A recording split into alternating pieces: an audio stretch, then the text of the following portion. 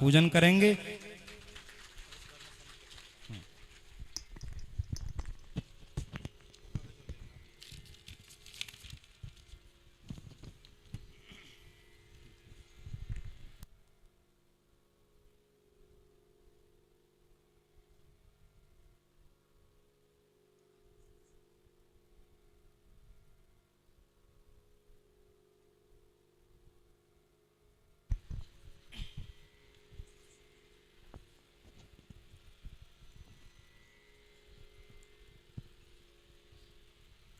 महत्सौभाग्यम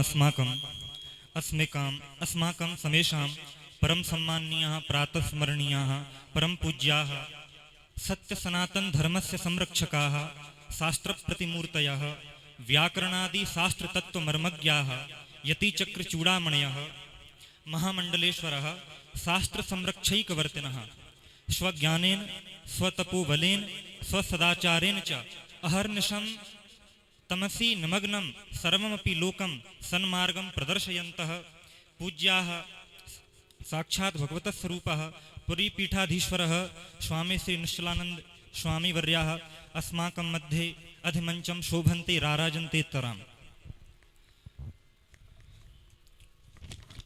मया अस्माकं मध्ये एकापि सूचना वर्तते। अस्माकं मध्ये नववर्षीय बालका आकृत्या सुंदरः वर्णेन गौरः ग्रहण धारणे पटु तत्र श्री अन्नं भट्टेन तर्कसंग्रहे दीपिकायां टीकायां भणितं को नाम बालः किं नाम बालत्वं तत्र ग्रहण धारण पटु बालः इति लक्षणं तत्र प्रतिपादितः। तत्र विलक्षण प्रतिभावान येन बालकेन संपूर्ण श्रीमद् भगवद गीता कंठस्थीकृतं न केवलं कंठस्थीकृतं अपि च तेषां श्लोक संख्यया सह कंठस्थीकृतम्। इदम् अस्य बालकस्य वैशिष्ट्यं च वर्तते। अयं बालकः हरिद्वारतः समायातः राधे नामाख्यः बालकः अधिमंचं शोभते अस्माकं मध्ये। असौ स्वकीय प्रतिभा प्रदर्शनाय एवंच भवतां समेषां पूज्य स्वामी चरणानाम् आशीर्वाद प्राप्तये अस्माकं समक्षं समुपस्थिता अस्ति। तथा च एवंच श्रीमद् भगवद गीता श्लोक पाठं श्रावयितुं चिकीर्षति यदि भवताम् आज्ञा भवेत् तर्हि। बालकः अत्रैव अस्ति।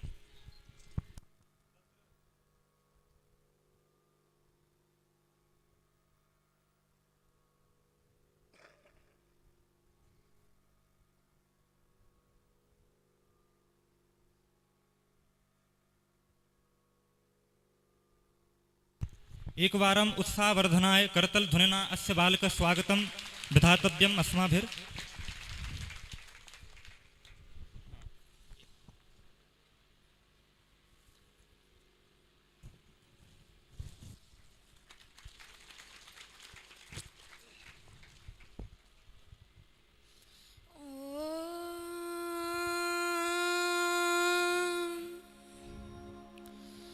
वक्रतुण्ड महाकाय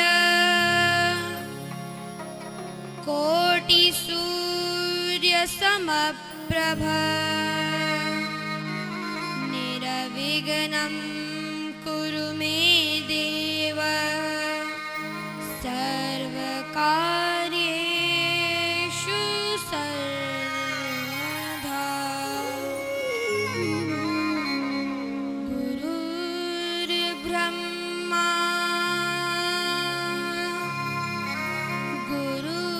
गुरुर्विष्णु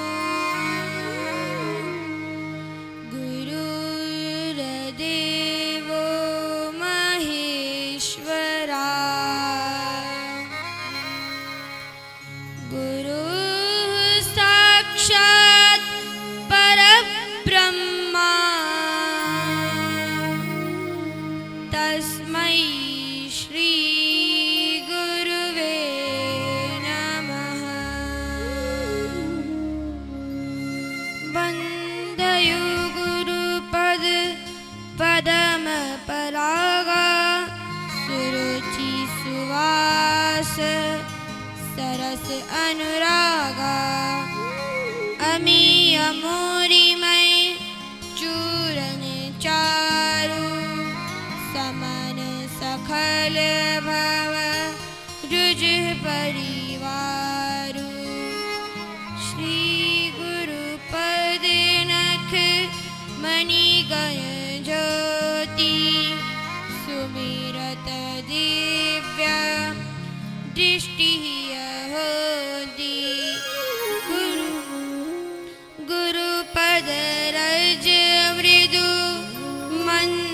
अञ्जन नयन अमीय दृगदोष विभञ्जन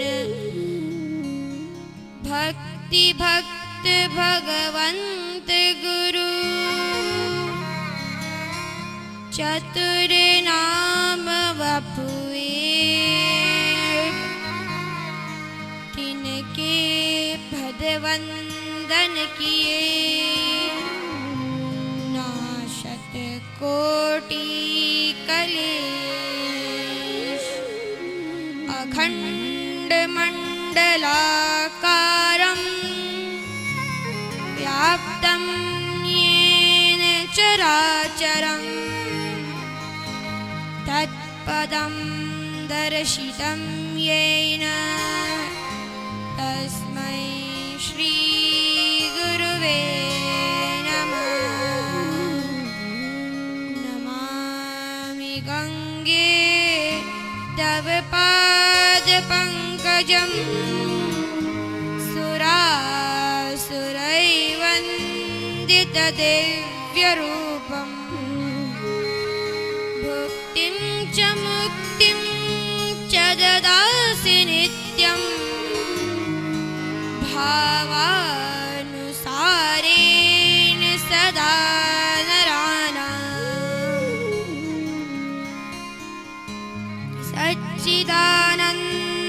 सच्चिदानन्दरूपाय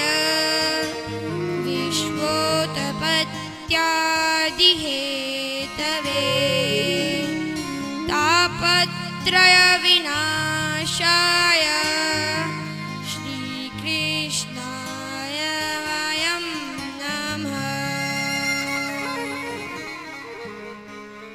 आप सभी को मेरा सादर प्रणाम।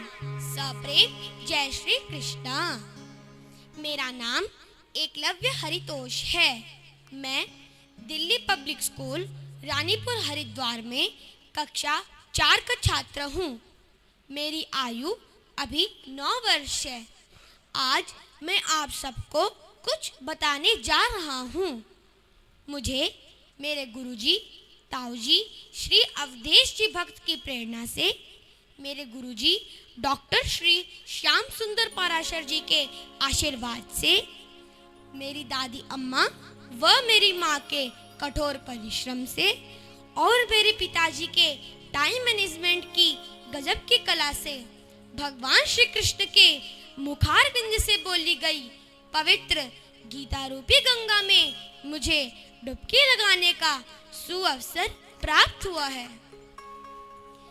मैं बहुत बड़भागी हूँ जो ईश्वर ने मुझे ब्राह्मण कुल में मोक्षदायिनी माँ गंगा के पावन तट हरिद्वार में जन्म दिया और इस योग्य समझा कि मैं भगवान श्री कृष्ण के मुखार बिंद से बोली गई पवित्र गीता रूपी गंगा में डुबकी लगा सकूं।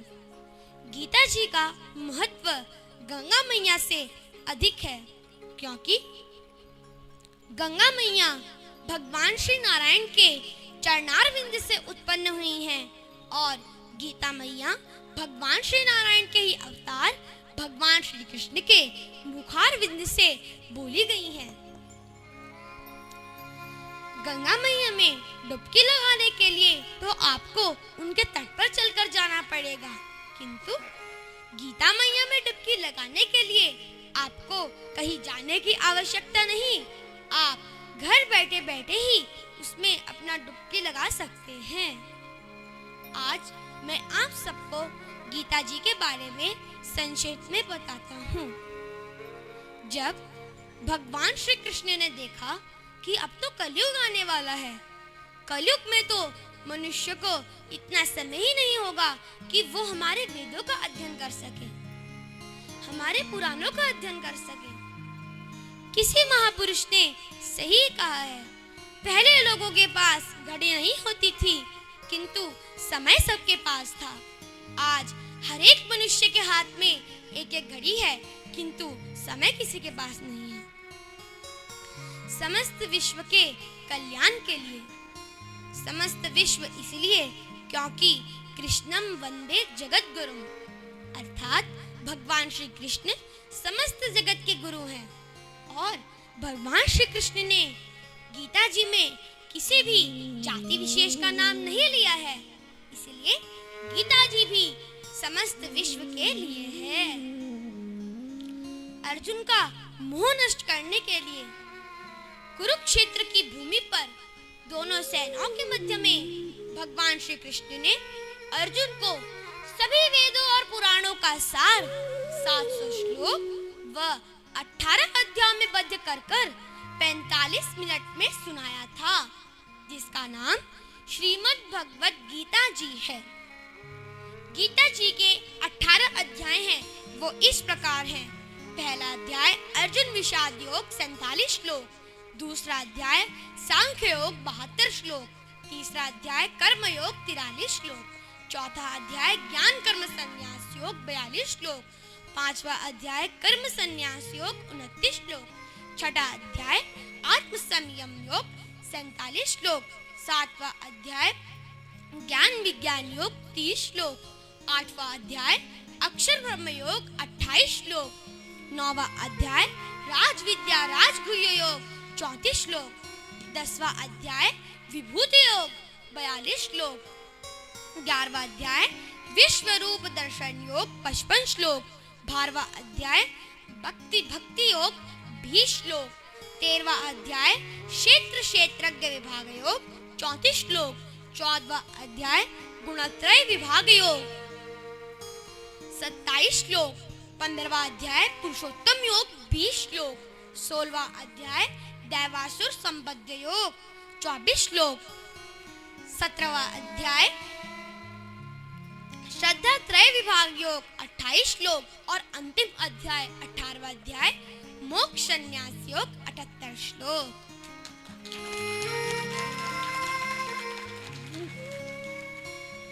गीता जी के 700 श्लोकों के अंतर्गत 574 तो कन्हैया जी ने बोले हैं, 40 संजय ने बोले हैं, 85 अर्जुन ने बोले हैं और 1 धृतराष्ट्र ने बोला है। गीता जी का प्रथम श्लोक धृतराष्ट्र उवाच धर्मक्षेत्रे कुरुक्षेत्रे समवेतायुत्सव मामकः पाण्डवश्चैव किमकुर्वत संजय। गीता जी का अंतिम श्लोक संजय उवाच यत्र योगेश्वरः कृष्णो यत्र पार्थो धनुर्धर तत्र शीर्विजयो भूतिर्ध्रुवः नीतिर्मतिर्मम। गीता जी हमारे सनातन धर्म की नींव है। दृष्टांत से देखिए, जब श्री विवेकानंद जी का शिकागो में प्रवचन था, तब उन्होंने अपने पहले प्रवचन में क्रोध के ऊपर नियंत्रण के लिए कहा था। तो अगले दिन जहां पर श्री विवेकानंद जी का प्रवचन था, वहां के लोगों ने सोचा क्यों ना श्री विवेकानंद जी को परखा जाए, क्यों ना इनकी परीक्षा ली जाए, क्योंकि वहां के लोग सोचते थे कि श्री विवेकानंद जी केवल बोलते ही बोलते हैं, उस बात का अनुसरण नहीं करते। इसलिए श्री विवेकानंद जी की परीक्षा लेने हेतु उन्होंने हमारी गीता जी को सबसे नीचे रख दिया और अपने बाइबल, कुरान इत्यादि ग्रंथों को सबसे ऊपर रख दिया। उनको लगा अब जैसे ही श्री विवेकानंद जी का यहाँ प्रवेश होगा, वो इस दृश्य को देखेंगे और बहुत क्रोधित हो उठेंगे, किंतु ऐसा नहीं हुआ। जब श्री विवेकानंद जी का उस भवन में प्रवेश हुआ, उन्होंने उस दृश्य को देखा और कहा, वाह वाह, क्या उत्तम विचार हैं आप लोगों के। जिस इमारत की नींव ही गीता जी होगी, उसका कोई क्या बिगाड़ सकता है। श्री विवेकानंद जी के मुखारविंद से यह शब्द सुनकर उस भवन में मौजूद सभी लोग चकित हो उठे और वह भवन तालियों से गूंजने लगा। जिस प्रकार आप कोई भी इलेक्ट्रॉनिक वस्तु या बच्चों के खेलने की वस्तु खरीदते हैं, तो आपको उसके साथ एक मैनुअल और एक गारंटी कार्ड प्राप्त होता है। मैनुअल तो हमें ये बताता है कि हमें उसका कैसे उपयोग करना है और गारंटी कार्ड हमें उसकी क्वालिटी के बारे में बताता है। इसी प्रकार इस सृष्टि को बनाने वाले ने हमें बनाने से पहले हमारे लिए एक मैनुअल और एक गारंटी कार्ड दिया था, जिसका नाम श्रीमद् भगवद गीता जी है। गीता जी मैनुअल तो इसलिए है क्योंकि वो हम सबको जीना सिखाती हैं, और गीता जी गारंटी कार्ड इसलिए है क्योंकि जो भी गीता जी का श्रद्धा से अध्ययन करेगा, अध्यापन करेगा, उनको श्रवण करेगा, उनको स्मरण करेगा, उसका कल्याण सुनिश्चित है। इसकी पुष्टि भगवान श्री कृष्ण ने स्वयं गीता जी के 18वें अध्याय के 70 व 71वें श्लोक में कर दी थी। अध्येष्टे च य इमं धर्म्यं संवादमावयो ज्ञानयज्ञेन तेनाह मिष्टस्यामिति मे मतिः श्रद्धावाननसूयश्च शृणुयादपि यो नरः सोऽपि मुक्तः शुभान् लोकान् प्राप्नुयात् पुण्यकर्मणा। अर्थात हे अर्जुन, जो भी इस धर्ममय, इस ज्ञान यज्ञ, इस अति गोपनीय गीता रूपी शास्त्र को श्रद्धा से अध्ययन करेगा, इसका अध्यापन करेगा, इनको श्रवण करेगा, इनको स्मरण करेगा, उसका कल्याण सुनिश्चित है। ये मेरा मत है, इसमें कोई संशय नहीं। आज समस्त भारत की युवा पीढ़ी को अपने आप को इस पश्चिमी सभ्यता व इस भौतिकवाद से बचाते हुए हमारी अध्यात्म विद्या, सनातन धर्म, वेदों और पुराणों की परंपरा व संस्कृति को बचाना है, जो आज लुप्त होने को है। क्योंकि इन्हीं के माध्यम से हमारे भारत देश की समस्त विश्व में अलग व विशेष पहचान है। इसलिए इन पर ध्यान दें, इनका अध्ययन करें, क्योंकि यही बात भगवान श्री कृष्ण ने गीता जी के 10वें अध्याय के 32वें श्लोक में स्पष्ट कर दी थी। सर्गाणाम माधिरद्यंश्च मध्यम चैवाहमर्जुन अध्यात्म विद्या विद्यानां वादः प्रवदतामहम्। अर्थात सभी विद्याओं में सर्वश्रेष्ठ हमारी अध्यात्म विद्या है, और वह अध्यात्म विद्या मैं ही हूँ, बाकी सब वाद व प्रवाद है। आज समस्त भारत की युवा पीढ़ी अपना अधिक से अधिक समय बड़े बड़े मोबाइलों में, टच फोनों में, स्मार्टफोनों में गेम्स, व्हाट्सएप, इंटरनेट, फेसबुक इनमें नष्ट करती है। वो इसमें अपना सुख, अपना आनंद, अपने सभी प्रश्नों के उत्तर और अपनी सभी समस्याओं का समाधान ढूंढती है, किंतु वो उन्हें कभी प्राप्त नहीं होता, क्योंकि वो तो इसमें है ही नहीं। वो तो मेरे भगवान श्री कृष्ण के बनाए हुए इस गीता रूपी टच फोन में आपको प्राप्त होगा। आप एक बार भाव से टच करके तो देखिए। मेरे प्रभु तो आपसे बातें करने के लिए, आपसे चैटिंग करने के लिए, आपसे SMS करने के लिए सदैव ऑनलाइन रहते हैं। राधे राधे। आप सबको मेरा सादर प्रणाम।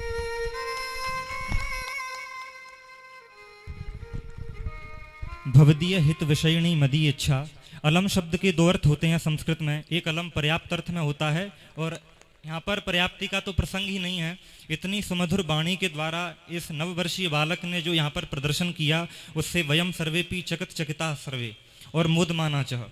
मया संप्रति प्रार्थयन्ते अनंतश्री विभूषिता पुरीपीठाधीश्वरः स्वामी श्री निश्चलानंद सरस्वती वर्याः इमान् मया सादरं सबनियंच सप्रार्थ्यते स्वकीय आशीर्वचांसि प्रदाय अस्मान् सफली कुर्वन्तु इति।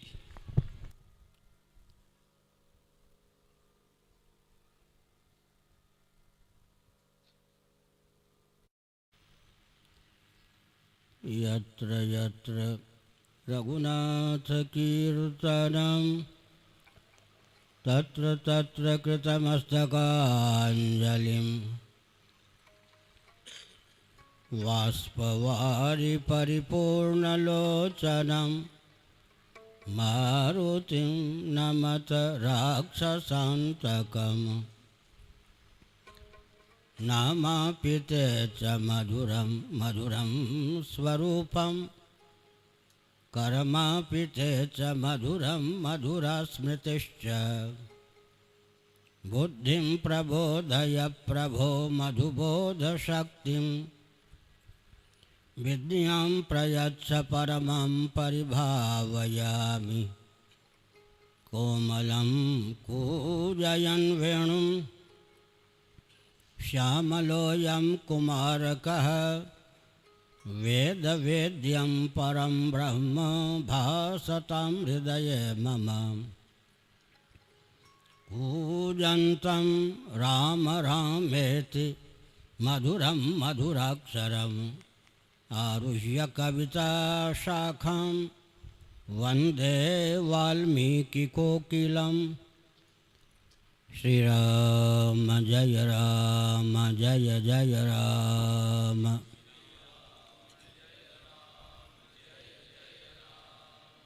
धर्म की अधर्म का नाश हो, प्राणियों में सद्भावना हो, विश्व का कल्याण हो, गौ माता की जय हो, गो हत्या बंद हो, भारत अखंड हो, अखंड हो।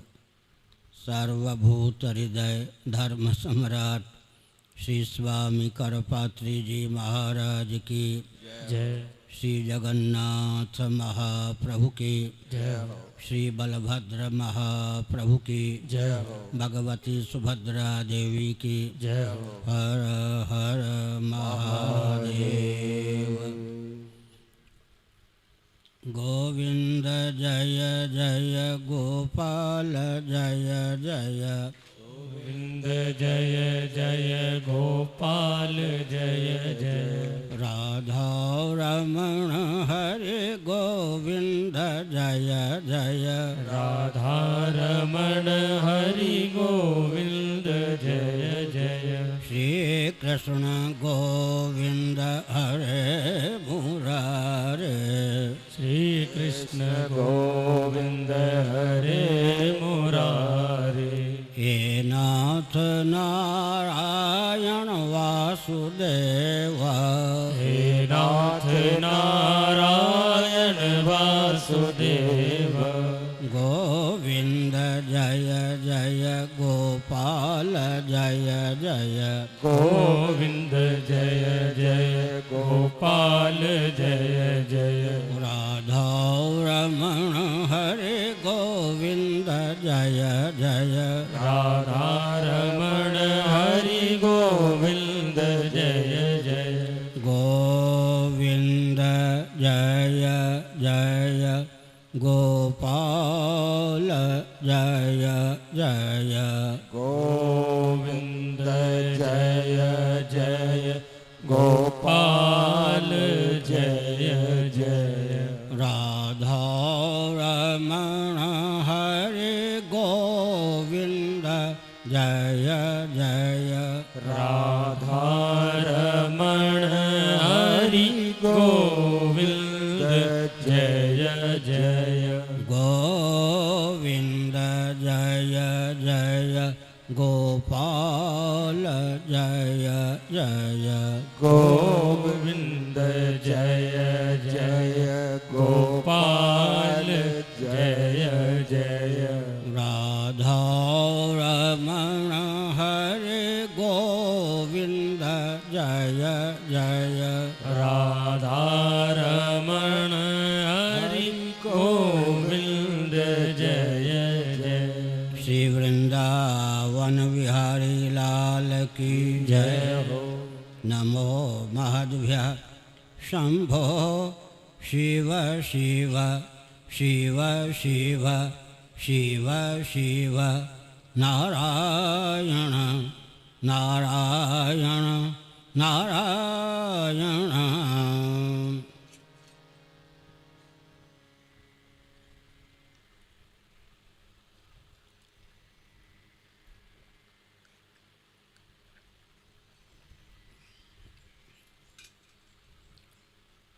समुपस्थित समादरणीय यतिवृंद, विद्वद्वृंद,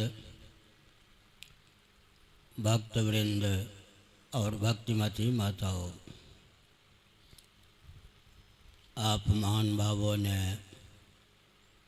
अद्भुत आस्था, अपनत्व, उत्साह और आह्लाद पूर्वक इस भव्य कार्यक्रम का समायोजन किया है। श्री पराशर जी के मुखारविंद से आप श्रीमद् भागवत कथा का श्रवण कर रहे हैं। निस्संदेह सर्वविध उत्कर्ष का मार्ग आपने अपने लिए, अन्य श्रोताओं के लिए प्रशस्त किया है।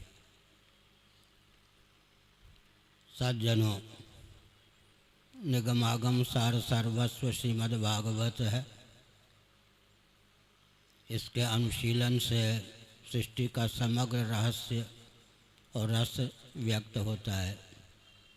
स्वादु स्वादु पदे पदे कमनीय वर्णीय सगुण निर्गुण भयविध भगवत स्वरूप ही अद्यंत इसमें निरूपित है।